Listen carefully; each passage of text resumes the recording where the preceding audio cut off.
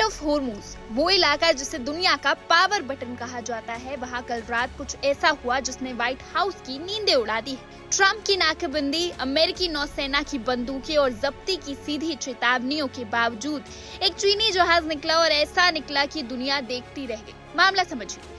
13 अप्रैल सुबह 10 बजे राष्ट्रपति ट्रंप ने ऐलान किया कि अब ईरान से तेल का एक कतरा भी बाहर नहीं जाएगा। अमेरिकी नौसेना का आदेश मिला, रोको, मोड़ो या सीधा जब्त कर लो। लेकिन 24 घंटे भी नहीं बीते थे कि समंदर की लहरों पर एक नाम चमका, रिच स्टारी।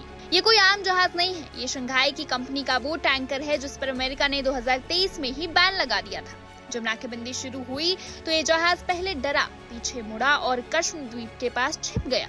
लगा कि ट्रंप का खौफ काम कर गया, लेकिन फिर जो हुआ उसने सबको चौंका दिया। 14 अप्रैल की सुबह रिच स्टारी ने अपनी चाल बदली। कश्मीर द्वीप से निकलकर ये सीधे ओमान की खाड़ी की ओर बढ़ा। अमेरिकी युद्धपोत तैनात थे, निगाहें टिकी थी, लेकिन किसी ने ट्रिगर नहीं दबाया।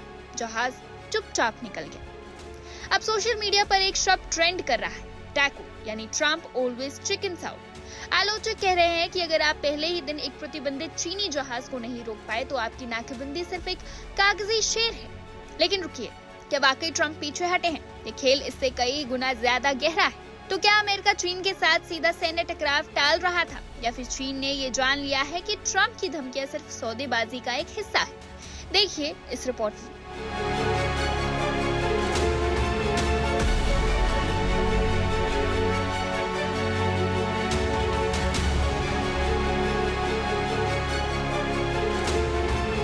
कल रात एक चीनी टैंकर अमेरिकी नौसेना की नाकेबंदी, ट्रंप की चेतावनियों और अवरोधन और जब्ती की धमकियों को दरकिनार करते हुए हॉर्मुज जलडमरू मध्य स्ट्रेट ऑफ हॉर्मुज से सीधे निकल गया और कुछ भी नहीं हुआ। तो क्या चीन ने आधुनिक सैन्य इतिहास के सबसे बड़े झांसे, ब्लफ का पर्दाफाश किया है, या कुछ और जटिल चल रहा है? आइए विस्तार से जानते हैं। सबसे पहले संदर्भ को समझते हैं।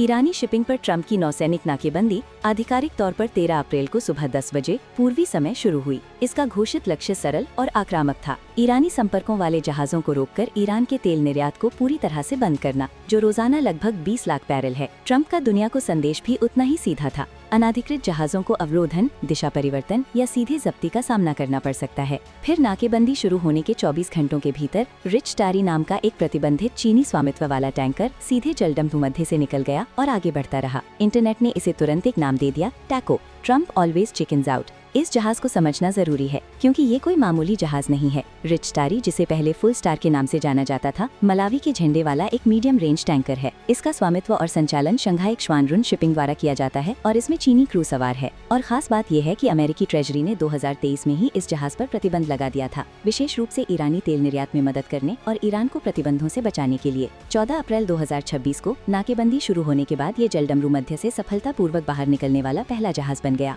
यहाँ स्थिति थोड़ी बारीक हो जाती है, क्योंकि पूरी तस्वीर वैसी नहीं है जैसा ट्रंप पीछे हट गए वाली हेडलाइंस बता रही हैं। रिच स्टारी किसी ईरानी बंदरगाह से नहीं चला था। ये संयुक्त अरब अमीरात यानी यूएई में शारजा एंकरेज से रवाना हुआ था। रिपोर्ट के अनुसार इसमें कच्चा तेल नहीं बल्कि मेथनॉल था। जब नाकेबंदी लागू हुई तो जहाज शुरू में हिचकिचाया, वो वापस मुड़ा और कश्मीर द्वीप के पास रुक गया, उन अन्य जहाजों के साथ शामिल हो गया जिन्होंने अपना रास्ता बदल लिया था। शुरू में ये बहुत साहसी नहीं लग रहा था, इसने केवल स्थिति का जायजा लिया। फिर 14 अप्रैल को ये फिर से आगे बढ़ा, यात्रा पूरी की, ओमान की खाड़ी में प्रवेश किया और निकल गया। चीन के विदेश मंत्रालय ने पहले ही अपना रुख स्पष्ट कर दिया था, चीनी जहाज सामान्य कामकाज जारी रखेंगे और किसी भी अमेरिकी हस्तक्षेप को वैश्विक ऊर्जा सुरक्षा और नेविगेशन की स्वतंत्रता के खतरे के रूप में देखा जाएगा। तो क्या ट्रंप पीछे हट गए? आलोचक हाँ कह रहे हैं, और वे काफी मुखर हैं। उनका तर्क सरल है, आपने नाकेबंदी की घोषणा की, एक प्रतिबंधित चीनी जहाज ने पहले ही दिनों से चुनौती दी और आपने कुछ नहीं किया। ये प्रतिरोध नहीं बल्कि एक कागजी शेर की तरह है। अमेरिकी नौसेना और चीनी संचालित जहाज के बीच सीधा टकराव लगभग अकल्पनीय लगता है, लेकिन अकल्पनीय चीजें भी असंभव नहीं होती, और हॉर्मुज जलडमरू मध्य में ऐसी ही चीजें हो रही हैं।